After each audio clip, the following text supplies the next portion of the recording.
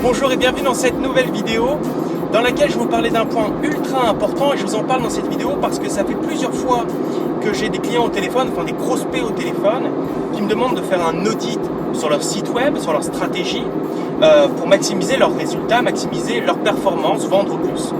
Et ces prospects me demandent de vérifier comment obtenir plus de trafic ou comment obtenir plus de clients. Et quand je fais l'audit sur le site, je m'aperçois que le gros problème, c'est pas le trafic. Alors le trafic peut être un problème, mais c'est pas le problème majeur. C'est pas non plus l'acquisition de leads, et c'est pas non plus le process de vente. C'est pas les points les plus importants. Le gros problème dans leur business, c'est le produit, c'est leur offre. Il faut savoir que Internet a dilué le marché. À l'époque, quand vous aviez un produit, vous étiez extrêmement géolocalisé. Par exemple, vous sortiez un produit dans une ville, par exemple, on va prendre un magasin de chaussures, les clients, les prospects potentiels de cette ville étaient limités à 1, 2, peut-être 2, 3 magasins pour la sélection de leurs chaussures. Avec l'arrivée d'Internet, le choix s'est complètement élargi, puisqu'aujourd'hui, ils n'ont plus le droit à 1, 2 ou 3 magasins, mais aux magasins de la terre entière pour avoir leurs produits. De ce fait, les offres qui étaient disponibles dans les magasins de proximité étaient mis en concurrence directe avec les offres qui étaient dans d'autres villes ou dans d'autres pays. Ce qui fait qu'aujourd'hui, il y a beaucoup d'entreprises qui vont avoir une offre qui a marché pendant un temps mais qui ne marche plus aujourd'hui parce que la concurrence a augmenté. Et la concurrence a augmenté de différents niveaux, a augmenté en qualité, mais augmenté aussi au niveau du pricing, au niveau des prix. C'est-à-dire que les prix peuvent être plus ou moins élevés sur d'autres prestataires.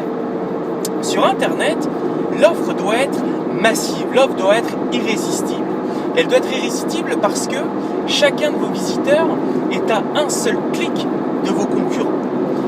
Et je vous dis ça parce que quand je fais un audit sur un site web, je me rends compte que le problème est l'offre. Alors, sur différents niveaux. Premièrement, je vois des offres qui ne correspondent pas au marché, qui sont complètement décalées au marché. Parce que l'offre, en l'occurrence, n'est pas recherchée par les visiteurs, n'est pas recherchée par les prospects. Vous voyez ça, par exemple, avec l'outil de planification des mots-clés. Vous allez dans l'outil planification des mots-clés qui est disponible dans Google AdWords et vous faites une recherche et vous voyez directement si votre offre, si votre produit correspond à des recherches qui, par la même occasion, pourraient signifier qu'il correspond ou non à un besoin. De la même manière, pour détecter si votre produit correspond à un besoin, vérifiez sur les forums. Sur les forums, vous allez souvent voir les problèmes les problèmes auxquels sont confrontés vos prospects, vos clients potentiels. Si vous vous rendez compte que votre produit résout un problème que les gens ont souvent, c'est que votre produit correspond à peu près quand même à une demande, à un besoin. Si ce n'est pas le cas, posez-vous des questions. De la même manière, faites des sondages, faites des études de marché sur votre produit dans votre thématique pour voir si votre produit correspond réellement à un besoin.